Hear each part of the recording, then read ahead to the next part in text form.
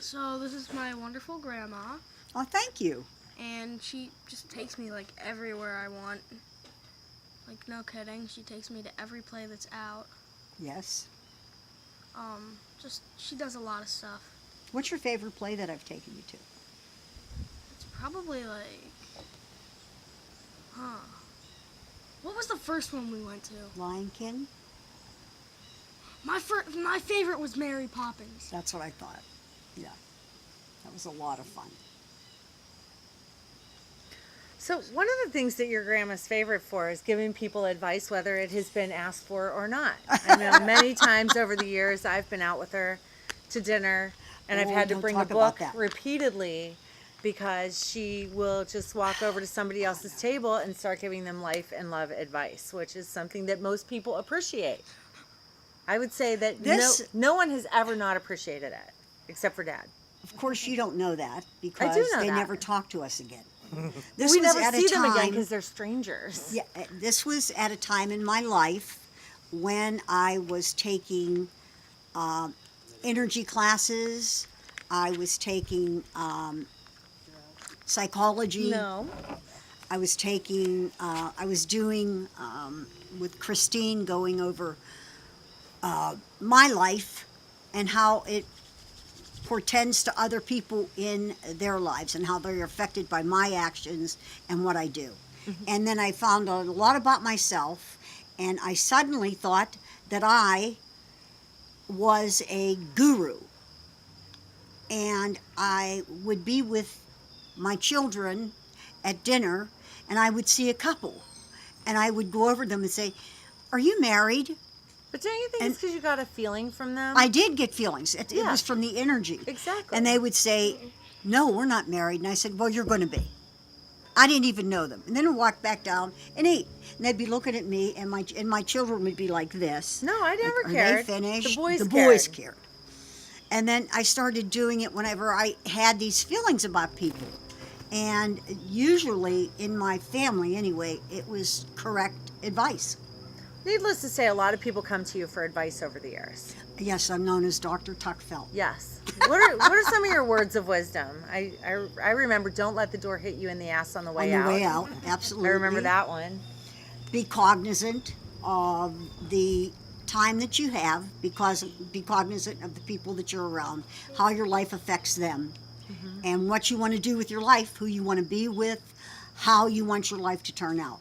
I learned something from Tim when we were just this last couple of days, and he said, we were talking about family and how you wonder how you don't become close to them after a certain period of time.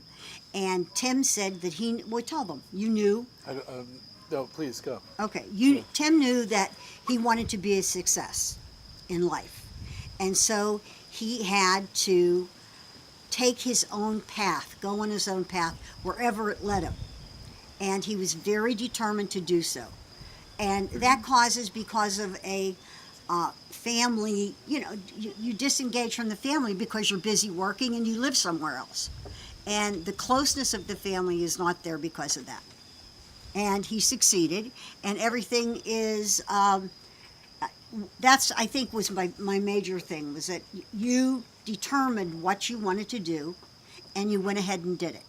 And most of us do not. Most of us just, we do it negatively. I know I don't want to do this after you try something. I know I don't want to do that. But we can never find out what we want to do. And I think that those people that do are very, very fortunate. And I think one of the other pieces of advice that you have given me over the years, let me text him and just tell him that we're ready. But one of the things that you have taught me over the years was that you are not in some camp. I know. In a I know. camp living in the Sudan. One of okay, my- so every single time Okay. that I would complain about my life or something like that, then she would say to me, "You think you have it bad? Let's go." And I remember when we were little and I was complaining, we're living in the projects, I hated it. She said, "All right, let's go." And she took me to a homeless shelter to go where women and children lived. And she's like, "You want to live here? There's somebody else that's got it worse than you. Get a grip on your life." Well, one of my pet peeves. Which is true. It's true. One of my pet peeves is crying like, I have nothing, and they have a loaf of bread under their arm. And that is one of my big pet peeves. I work with the homeless. The line has increased enormously, almost around a whole city block on Monday nights, just to get food, just to get clothes. And people will say to me when I do that, because I went around collecting clothes, I went around staying there from, we would meet at 8 o'clock, and then we would go until 2 or 3 in the morning, and I would drive some of them back to their shelters, whatever. We'd walk around the alleys to try to find people who would not come out or could not come out because of some physical disability. And it teaches you, and then people would say, why don't they get a job? Why don't they do this? Why don't they go back home and live? Why don't they get an apartment? And what they don't realize is that they've probably exhausted all of that. Their families are probably sick of them because they are on drugs, or they're really ill, or something really horrible happened to them. We had a doctor. He was an orthopedic doctor, and his family, all of his family, his wife, his 3 children, were killed in a car crash. He could never come out of it. Absolutely never come out of it. So you can take that, and then you can take somebody who is an addict. But never, ever judge anybody. There but the grace of God go you. That's great advice, Mom. Do you mind if I say something? Do you have any questions? No, I don't. No, these guys are not calling in. They're probably You're drunk. actually giving me like a lot of advice right now just from speaking. Am I? Yeah. Good. I did a segment about this at a school Yeah. with children your age. And I told them all about the homeless, because I was collecting here in the neighborhood, and one of the kids lived down at the bottom of the street. And they asked me to do a segment on it. And I went up to that school and I did the segment, and there were actually children that were crying.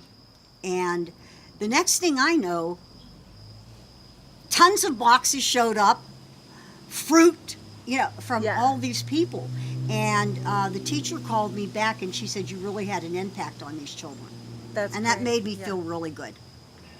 Well, I And think you've had an impact on I a hope lot that of you're people's lives. I'm having a positive Yeah. advice session with you. Yeah. Good. So thank you for letting me talk. Do you have any questions? Do you for have any Mom? questions, Tim? I don't think so. Do you need any advice? I'm sure that I do. Well, you have her direct line. but not on You can camera. call her directly. Yes, exactly. Yes. Okay, Do well, you need thanks, any Mom. advice? No. Okay. You don't need any Thank advice? you very No, much. I'm not Appreciate mentally it. challenged. Thank you. That was great, Mom. Thank you.